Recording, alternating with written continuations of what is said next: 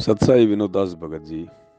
परमात्मा कहते हैं, कहते को कहीं जान दे, गुरु की सीख तू ले, साकट और समान को उल्ट जवाब न दे।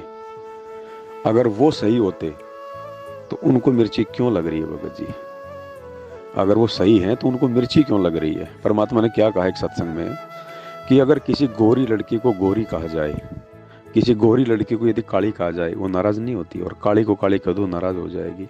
अगर ये लोग अपनी जगह सही हैं तो मेरे द्वारा बनाए गए वीडियो के आधार से ये क्यों चिल्ला रहे हैं, क्यों इतने ये गर्म हो रहे हैं? क्योंकि इनको चोट लगी है, अभिमान को, अहंकार को ठेस लगी है। रही बात ज्ञान चर्चा की, तो भगत जी आपको 8 साल से पता है, जो लोग संगत के लिए एक 2 मिनट का वीडियो तक नहीं बना सके, वो क्या ज्ञान चर्चा करेंगे भगत जी?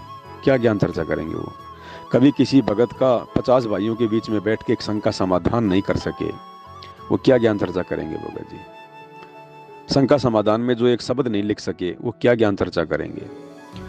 और ये लोग जो बार बार चिल्ला रहे हैं ना कि पवन जी को बोलो हमसे ज्ञान चर्चा करें, पवन जी को बोलो हमसे ज्ञान चर्चा करें, ये कजोड़ जी और एक दूसरा और है वो हरियाणा वाला।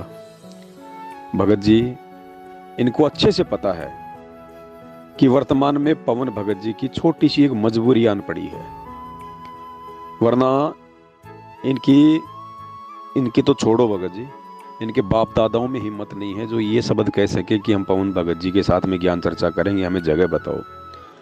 क्योंकि अब ये काल के दूत हो चुके हैं भगत जी, इनको मान मर्यादाओं से कोई लेना देना नहीं है। इनको पता है कि पवन भगत जी को इन सत्य सेवाओं से रोकने के लिए काल प्रेरणा से मैनेजमेंट और पुलिस कुत्ते की तरह सूंघ रही है, कुत्ते की तरह। पुलिस वालों की जेब पैसों से मैनेजमेंट भर के बैठा है कि हम तुम्हें इशारा करेंगे, तुरंत उसको पकड़ के अंदर ठोको। तो इस कजोड़ को और इस हरियाणा वाले छोरे को अच्छे से पता है भगत जी कि पवन भगत जी की छोटी सी ये मजबूरी है, ताकि उसके हाथ से सेवा ना छूट जाए।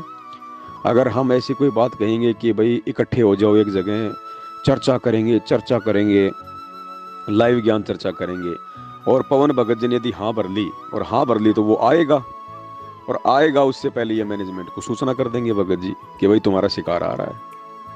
भगत जी आप इनकी प्लानिंग को समझिए, ये काल के दूत हो चुके हैं। अब आप इनको भगत की संज्ञा में मत समझना। अब आप सोचो ये भगत हैं, दूर दूर तक कोई भगतपना नहीं है इनके अंदर भगत जी। और दास भगत जी इन सेवाओं से पीछे नहीं हट सकता भगत जी। हम कोई पुलिस के, हम उससे नहीं डर रहे भगत जी, हमने कोई मर्डर नहीं किया, हमने कोई बलात्कार नहीं कर रखा भगत जी। लेकिन मालिक ने समझाया कि बेटा जोश में होश नहीं खोना। काल ऐसे ही जीव को उत्तेजित करता है, काल ऐसे ही जीव को जो है जोश दिलाता है, ताकि वो जोश में होश खो दे और आपे से बाहर हो जाए। भगत जी हम वो गलती नहीं करेंगे, हमें परमात्मा ने सद्बुद्धि दी हुई है। हम इनसे क्या ज्ञान चर्चा करेंगे?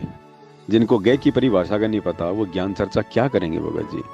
अगर ये इतने ज्ञानी होते तो ये मेरे साथ मिलकर सेवा करते, ये परमात्मा के बच्चों के लिए दिन रात एक कर देते। ये इनसे भगत जी बेगार नहीं छूट रही, वो ये सारा दिन माया जोड़ने में लगे रहते हैं, इनसे बेगार नहीं छूट रही।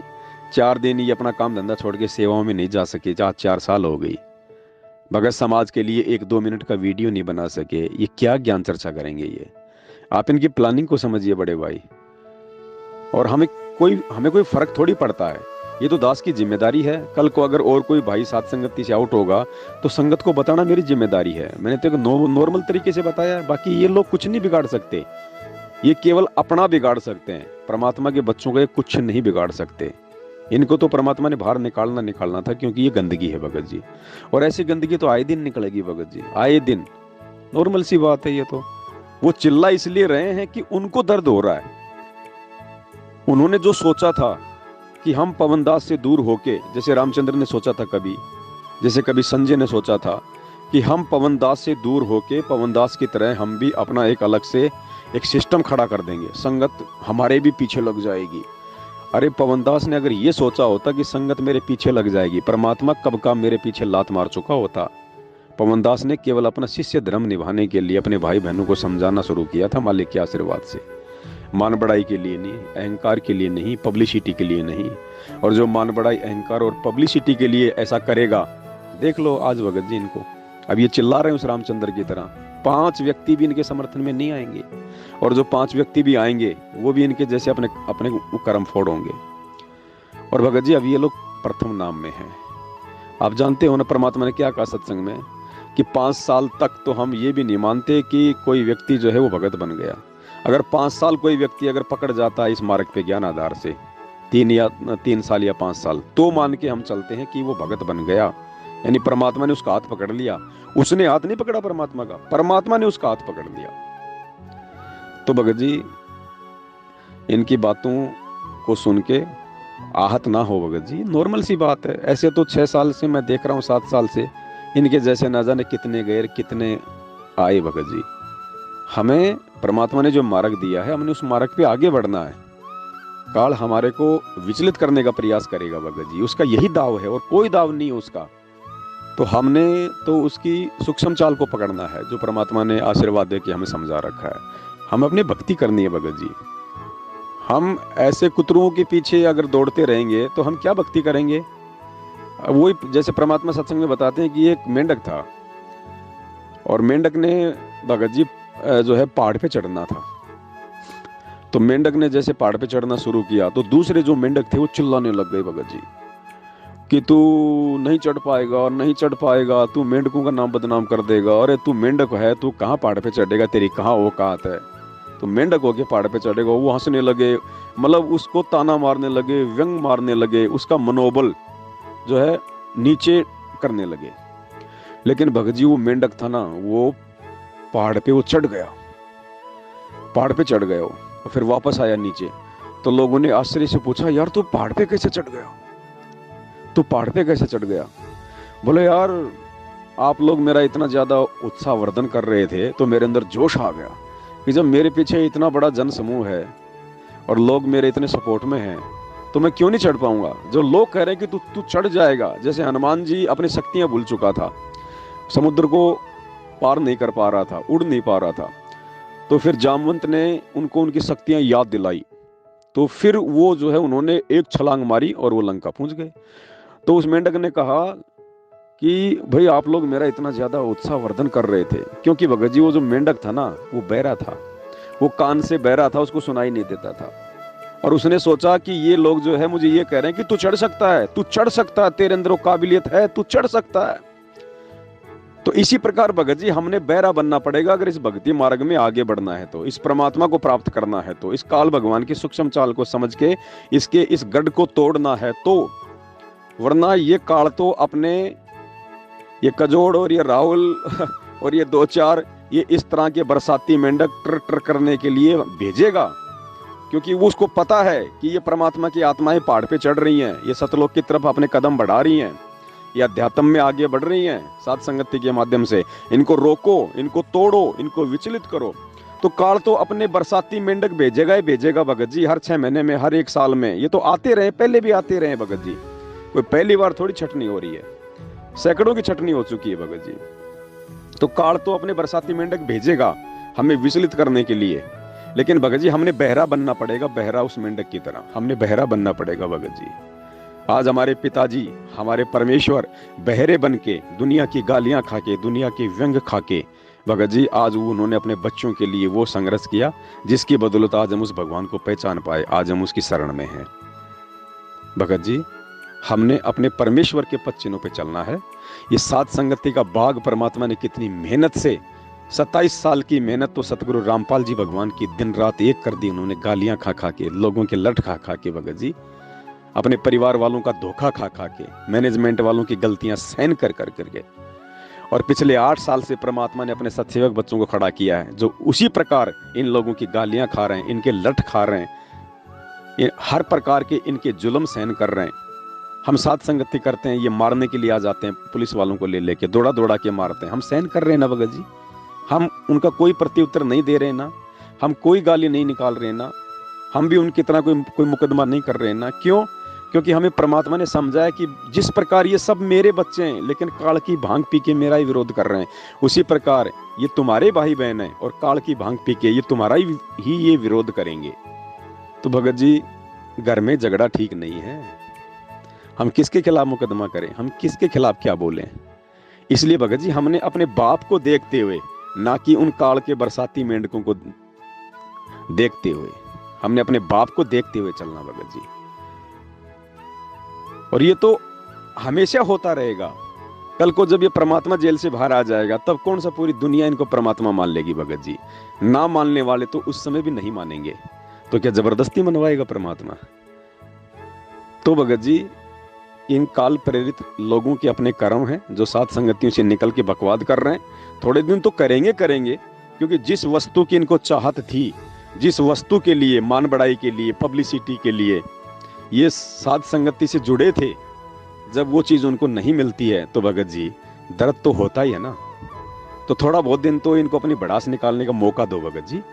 हमें परमात्मा ने भक्ति का मौका दिया है, हमें परमात्मा ने आगे बढ़ने का मौका दिया है। हम अपने मौके का फायदा उठाएंगे, वो अपने मौके का फायदा उठाएं भगत जी। तो इन चीजों को समझो भगत जी। हमें परमात्मा ने सोशल मीडिया दी है, हम लाइव आ के अपने भाई बहनों को जगाएंगे, ज्ञान चर्चा करेंगे, खुद भी मजबूत बनेंगे, उनको भी मजबूती देंगे, जो कि परमेश्वर का काम है भगत जी। क्या क्या ज्ञान चर्चा करेंगे? 6 साल से कजोड़ दास जी 4 साल से मेरे साथ में थे। मैं उसके मकान के बराबर में रहता था भगत जी। 3 साल से एक ही दीवार थी भगत जी। क्यों नहीं ज्ञान चर्चा की? क्यों नहीं उसको ज्ञान चर्चा का भूत सवार हुआ?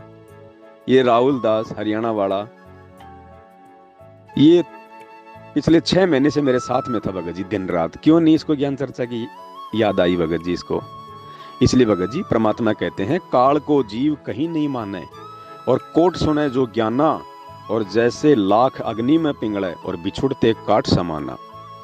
करोड़ वर्ष करो संगत संतों की, पत्थर का जल में क्या भीजे। इन्होंने बहुत संगति करी, परमात्मा की भी और मुसदास की भी, लेकिन ये पत्थर है भगत जी। पत्थर का कुछ नहीं बदलता है, चाहे मालिक कहते हैं 1 करोड़ वर्ष चाहे उसको पानी में डाल दो। इसलिए परमेश्वर कहते हैं, कोटि वर्ष करो संगत संतों की, पत्थर का जल में क्या भीजे।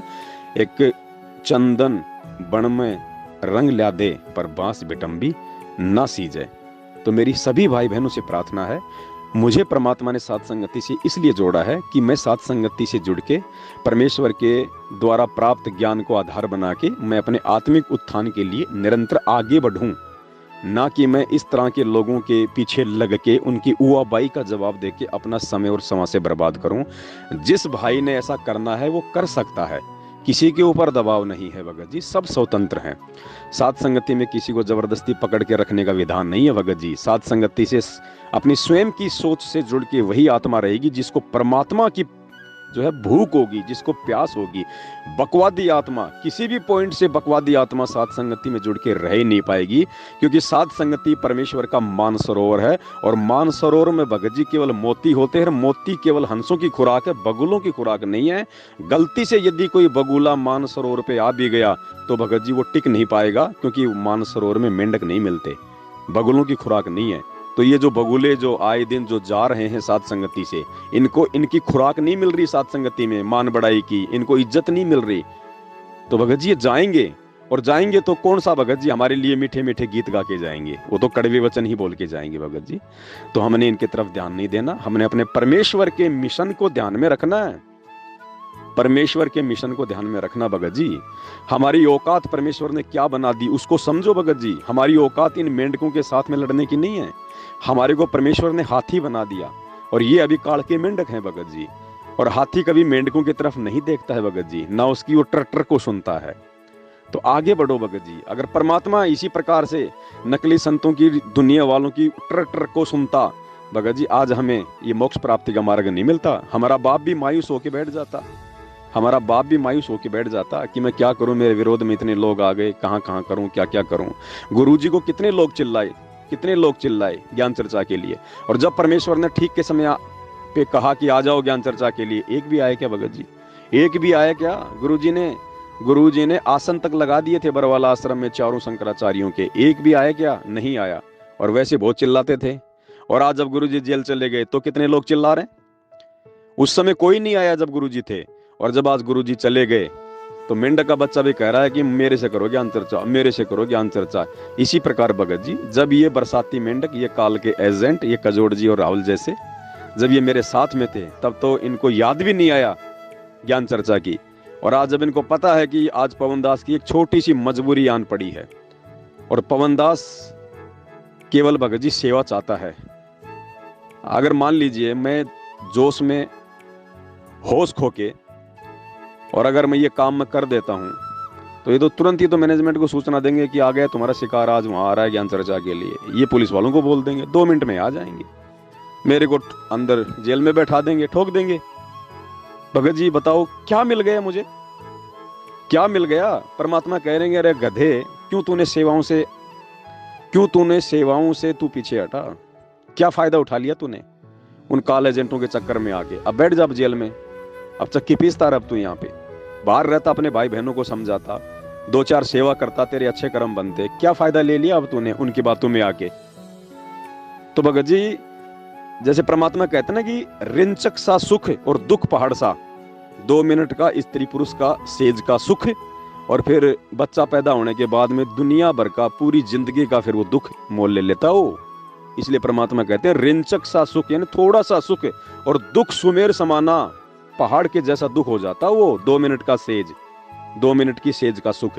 तो भगत जी हमने 2 मिनट में और ये इन काल प्रेरित लोगों की बातों में आके जोश में होश खो के हमने भगत जी इनकी बातों में नहीं आना है, वरना काल तो तैयार बैठा भगत जी हाथ पकड़ने के लिए, बैठा देगा जेल में। फिर क्या करेंगे, क्या करेंगे फिर? ये थोड़ा बहुत जो परमेश्वर का मार्ग उनके आशीर्वाद से आगे बढ़ रहा है भगत जी, कुछ भी हो, लेकिन भगत समाज तो एक बार नीचे बैठ ही जाएगा, मनोबल तो टूटता ही है तो जीव ही हम। तो परमेश्वर ने तो मनोबल को ऊपर उठाना भगत जी। इसलिए भगत जी हमें परमात्मा ने हर चीज से वाकिफ करवा रखा है, हम इन षड्यंत्रों में आने वाले नहीं हैं भगत जी। हमें परमेश्वर ने सद्बुद्धि बख्शी हुई है, हम उसी आधार से आगे बढ़ेंगे। बरसाती मेंढक भौंकते रहेंगे, पहले भी भौंकते आए हैं और 4 दिन भौंकेंगे ये, इससे ज़्यादा की इनकी बैटरी भी नहीं है। तो आप लोग भी इन बातों पे थोड़ा विचार करो, थोड़ा समझो भगत जी, अपना अनमोल समय और श्वास किसी की बातों में आके भगत जी बर्बाद ना करो। परमात्मा के मिशन को समझो, परमात्मा के दर्द को समझो भगत जी, परमात्मा हमसे क्या चाहते हैं उस चीज को समझो भगत जी। हमने आगे बढ़ना है और ये आगे बढ़ने से रोकने की काल की साजिश है, और इन जैसे मेंढकों की कोई औकात नहीं है। ये 4 दिन की जवानी तो भेड़ के बच्चे में भी आती है, वो भी बहुत ज्यादा फुदकता है, अंत में उसका हश्र क्या होता है हम सब जानते हैं। बंदी छोड़ सतगुरु रामपाल जी भगवान की जय हो।